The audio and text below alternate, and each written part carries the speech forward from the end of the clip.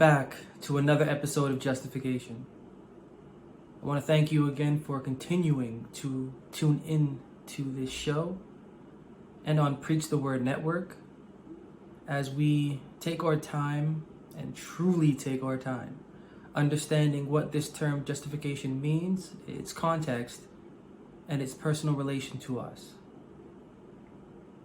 And immediately jumping into where we last left off, which was at the notion of, or the idea of the backup, ditching the backup, getting rid of the backup, slowly learning how to refrain from that backup so that we can experience the culture of our own devotional or spiritual experience that we are cultivating through taking on the challenge of living through, living by, meditating on, fully feeling, or feeling to whatever level of transformation or renewal, the words that are within the Bible. And this is not a foreign, as we've seen, this is not a foreign concept. This concept has absolutely been around since the beginning. And it's quite interesting to find that in the book of Isaiah, it says that this is a new way will be enacted to understand the living God's devotional character. And this new way, we have found, is not really that new.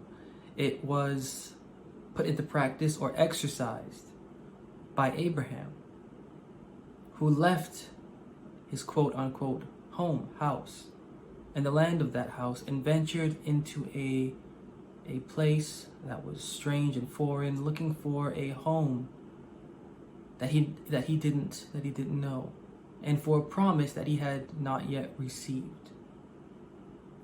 And this we last spoke of. This is our inherited experience. This is supposed to be the experience we inherit to our faith. From the moment we decide to turn to the Bible and to allow the Bible to be that force, that structure, giving us more than what we can get through television or through husband or through wife or through children or through clothes or through music or through occupation or through anything that we may view as a distraction, a habit, or a tool to help us get through this experience called life. And the cultivating of our own devotional culture based off of the experience of our words within the Bible. This is the experience Abraham passed through, and this is the experience that's given to us to pass through. And what we have been reviewing thus far, and especially our last meeting together, is that we're getting to something special. We're getting to the height of how we can prove the definition of justification is what we have thus far been saying it is, or have been hinting at what it is. We have not really fully disclosed that definition and have not given a full-on concrete illustration leading to that definition, but we will. But for now, building off of the last episode, our last meeting allowed us to understand that our faith's intellect, the body of our conversation, the character of our faith, has a destiny.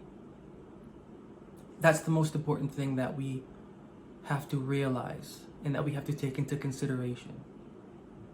We believe that we have a destiny. We believe that everything we go through is for a reason. And we believe that everything we go through being for a reason and being for a destiny is for a fate. A fate that's deserving to us based off of what we are now going through, what we will go through, what we have been through. We have to take that same respect and give it to our faith, just as we have to give the same respect of our developing body and the developing organs of our thoughts and our feelings, along with our physical structure, to our faith. We have to give the same to our faith, in that our faith is going through its own destiny, and we can help it or we can prevent it from actually happening. Just like each and every single one of us is unique, not just in looks, and not just in our approach, but we are unique in, the manner in which we approach. We are unique in the way that, our appearance dictates much, whether we see it or not. We are unique in every single imaginable and ways you cannot imagine to our own human being. This same respect has to be given to our faith. The moment we allow the Bible, the moment we allow our spirituality, the moment we allow our devotional thoughts and feelings to take the lead in how we live, in how we think, in how we behave, in how we act, in what we learn, and what we would not learn, and what we wear, and what we would not wear, and what we eat, and what we would not eat, in everything, there has to be a thought occurring that our faith is leading into something of its own. Our faith is leading into something of its own, and it should not be interfered with. And quite frankly, just as we cannot interfere with the development of our physical body, indirectly, but through nourishment, we can directly do something about it. That's positive. We can indirectly affect the development of our faith's devotional character, our conversation's conscience, and we can also directly affect it. And our faith has a destiny, and that destiny is not to remain seated in the inheritance, in the denominational inheritance that we have chosen for it, that we have willingly walked into, or that has been chosen for us. Well, that means our faith, just like us, our human being, just like we envision a destiny for us, we envision great things for ourselves. We envision great things for our children. We envision great things for our nieces and nephews. We envision great things even for our mothers and fathers, the same way our mothers and fathers envision great things for us. We have a vision that we all would like to claim as our destiny. The same respect, once again, the same respect has to be given to our faith. Our faith is as living as you and me. Your faith is as living as the individual within you. Your faith is as living as life. And as a living being, as a living mind, our devotional conscience has a character, it has a personality, it has thoughts, it has feelings, it has a desire for an occupation, it has everything that we desire. Everything. And it is our responsibility to nurture that faith so that it can take on the culture of its own without us having to do anything. We shouldn't have to interfere with its development. It should be developing on its own. Same way we don't mess with the circulation of our blood throughout our body. I've used this illustration before because it's just so fitting. We don't feel anything, but it's happening. So we should not be feeling our faith in a negative way.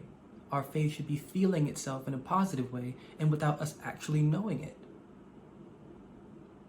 Our faith has a destiny. And that's a very cool thing to think about. Because when we do crack open the Bible, when we do find something in life moving us to care for a devotional culture, we're opening up ourselves genuinely.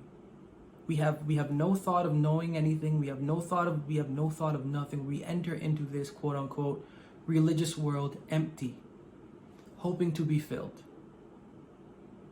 The only thing we have for concern is the development of our faith, what to believe on, what not to believe on, and the things to take in for nourishing that faith's development.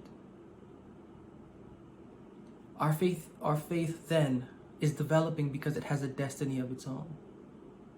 It has a destiny that it has to reach in order for it to benefit us. And to benefit us without knowing. It needs to live without living. And it needs to be without us causing it to be. And this is the journey of taking the Bible's words and exercising them. And this is something that Paul absolutely shares with us. Writing to the Corinthians. 2 Corinthians chapter 5, verses 1 through 3. 2 Corinthians chapter 5 and verses 1 through 3, Paul says, "For we know that if our earthly house of this tabernacle were dissolved, we have a building of God, an house not made with hands, eternal in the heavens. For in this we groan, earnestly desiring to be clothed upon with our house, which is from heaven. If so be that being clothed, we shall not be found naked. For we that are in this tabernacle do groan, being burdened, not for that we would be unclothed, but clothed upon, that mortality might be swallowed up of life."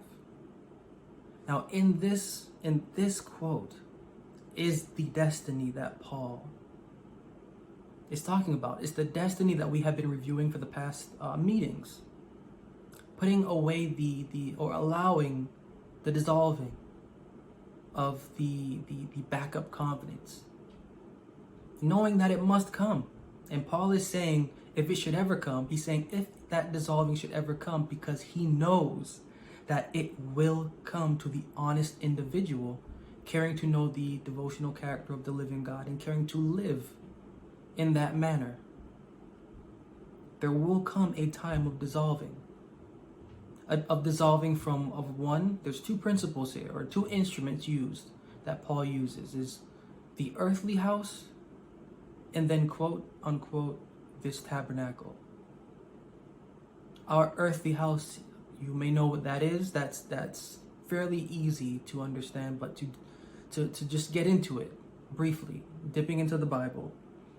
In the book of Ezra, chapter 1 and verse 2. Ezra chapter 1 and verse 2 says, "Thus saith Cyrus, king of Persia, the Lord God of heaven hath given me all the kingdoms of the earth, and he hath charged me to build him an house at Jerusalem, which is in Judah."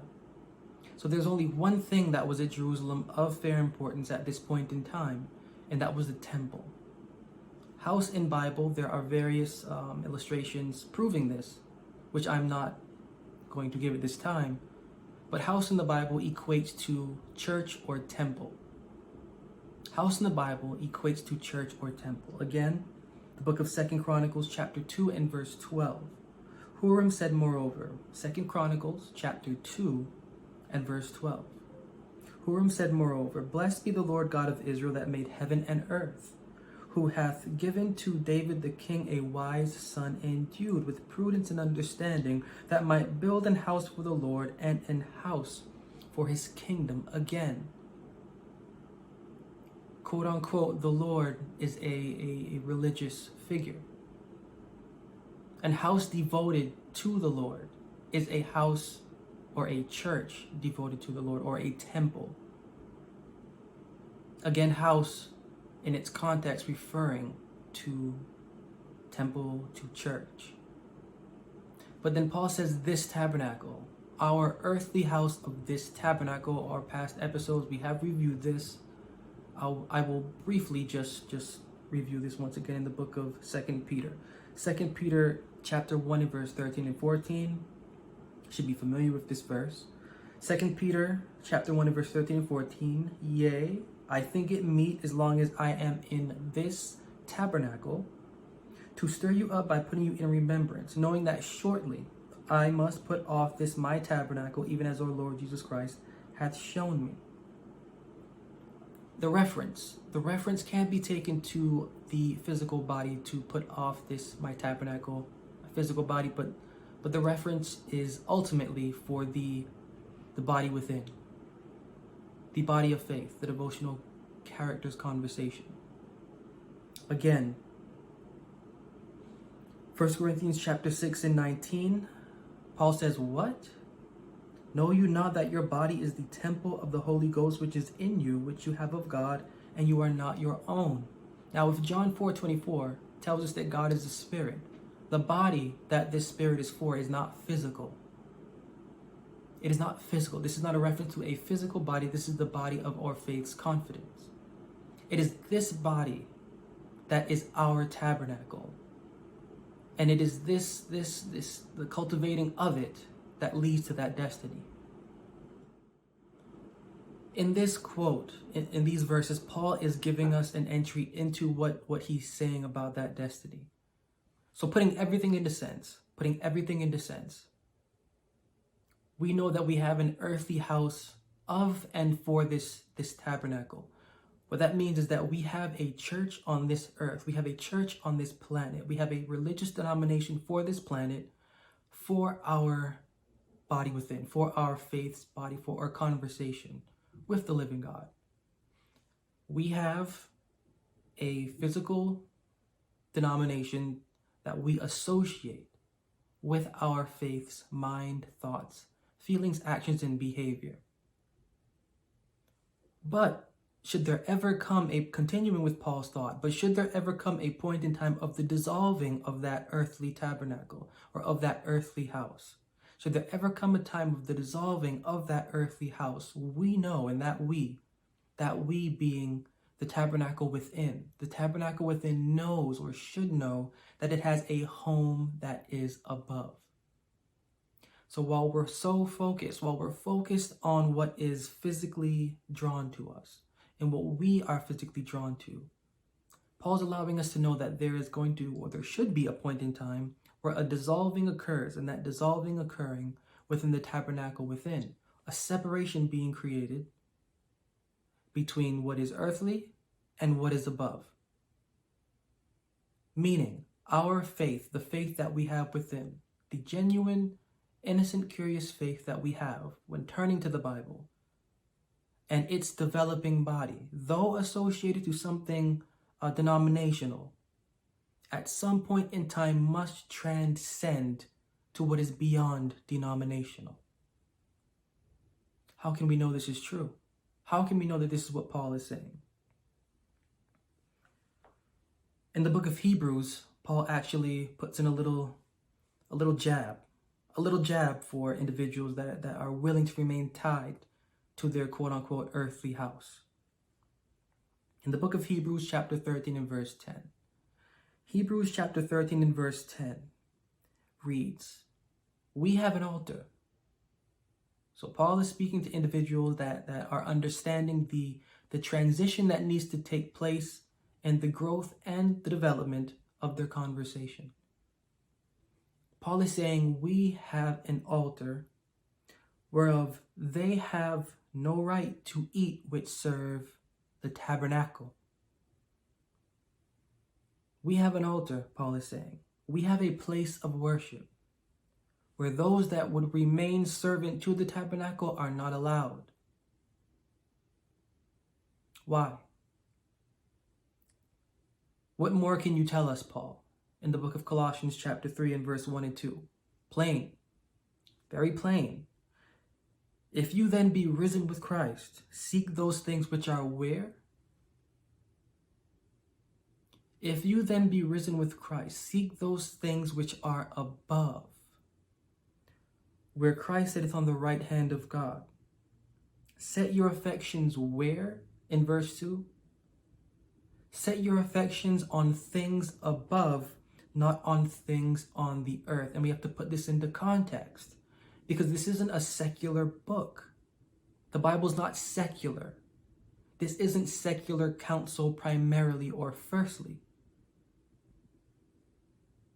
Primarily or firstly, the counsel is for what is religious or spiritual.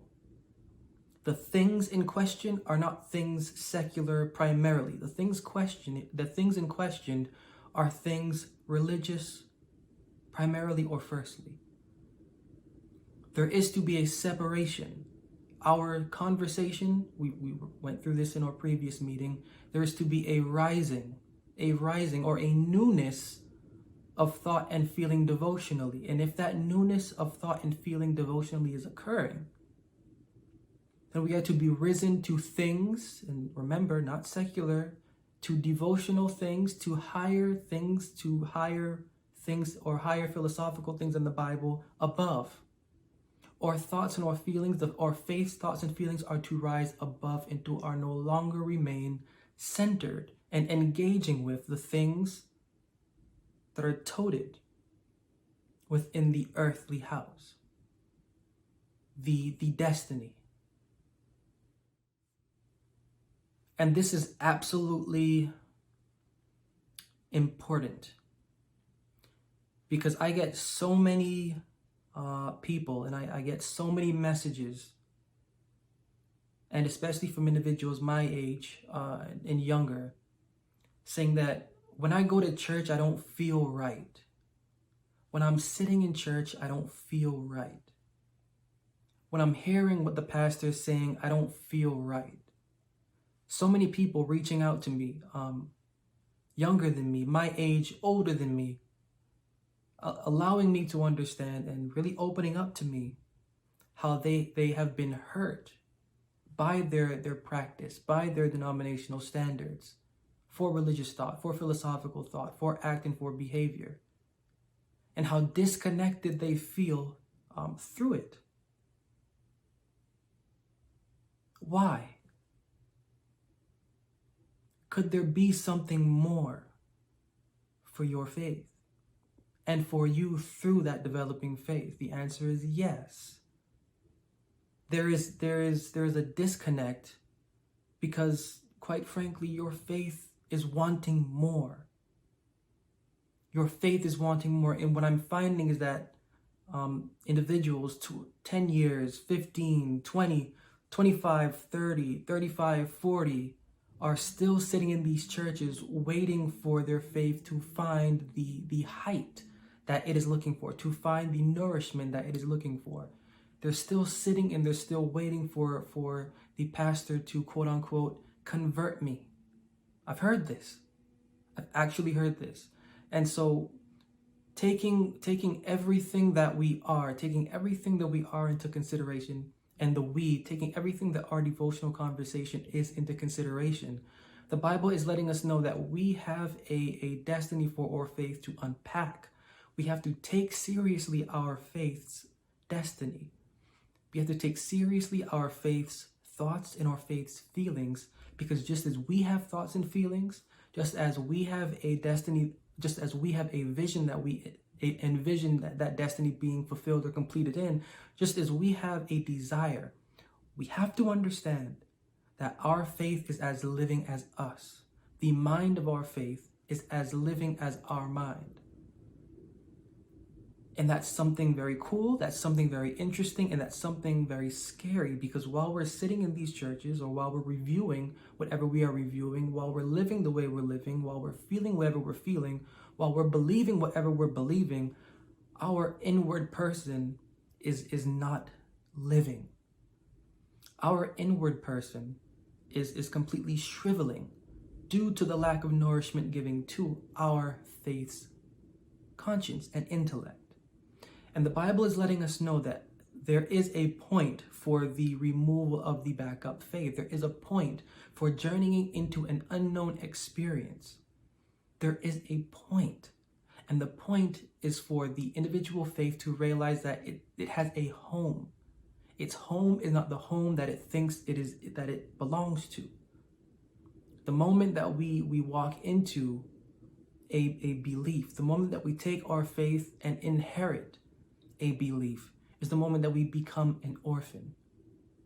It is the moment that we become individuals that have no home and have no father and have no mother or sister or brother. Pure religion and undefiled is this, is to take care of the fatherless and to remain spotless from the quote unquote world. This is in the book of James. We have to understand that our faith has a home and has a father. And at some point in time, a dissolving needs to occur between the earthly home and a moving from that dissolving structure to what is above. That what is above is the destiny that our faith is supposed to incline to, because that's where our growth as a human being actually begins. Where we can then begin to understand and to take knowledge of the things above, to bring them down into practical applications within the temple, so that we can take them and execute them outwardly through the body. This is the development of the human being that cannot exist without the thoughts and the actions of the Creator in play in our communion with that. We need this communion for that developing destiny. And Paul leaves us with an important thought. Something to consider. And this is absolutely a verse that I point everyone to, that tells me that when they're sitting in church or when they're hearing anything given by anyone and it doesn't fit, or it doesn't make them feel alive, or it doesn't make them feel comfortable with themselves or with their spirituality, the verse I always point them to is to Hebrews chapter 8 verses 1 and 2. Hebrews chapter 8 verses 1 and 2 is the guiding post to keep in mind on this journey. Hebrews chapter 8 verses 1 and 2 reads, "We have such an high priest who is set on the right hand of the throne of the majesty in the heavens, a minister of the sanctuary and of the true tabernacle, which the Lord pitched and not man." And this is absolutely crucial to understand, because we believe that this journey is just us alone. We believe that when we're walking, there is no temple. This unknown and this darkness that the book of Isaiah is saying, this new way that is unknown. We go through it believing that there is no God there, that there is no temple there, that there is no eye watching to heal and to guide, and that's completely wrong. While we're so focused on what is earthly, while we're so focused on remaining tied to the guiding posts of what we can physically take on, we have absolutely no full experience with, we never really will, because they're coming from a conscience outside of us. The Bible's trying to get us to understand that we need a relation with what is above so that we can relate to the faith within. Relating to what is above means connecting to the temple above. There's a lot in these verses. There's a lot, but take the simplest understanding of this as possible. Is that when we're journeying, we can pray and understand and know that there is a temple above, and that what is above will come down to the tabernacle that is within, to inform and to guide, so long as we allow what is within to continually be renewed or refreshed by the words within the Bible. So we can't just journey and understand or feel as though God is in me, I'm done, I am God, this is it, okay, the experience is what it's going to be. That's not how it goes. Continual nourishment by the words within the Bible to go along with the temple within, to stay connected to the temple above, so that we can understand the structures that are above, for within is the guiding post to our destiny.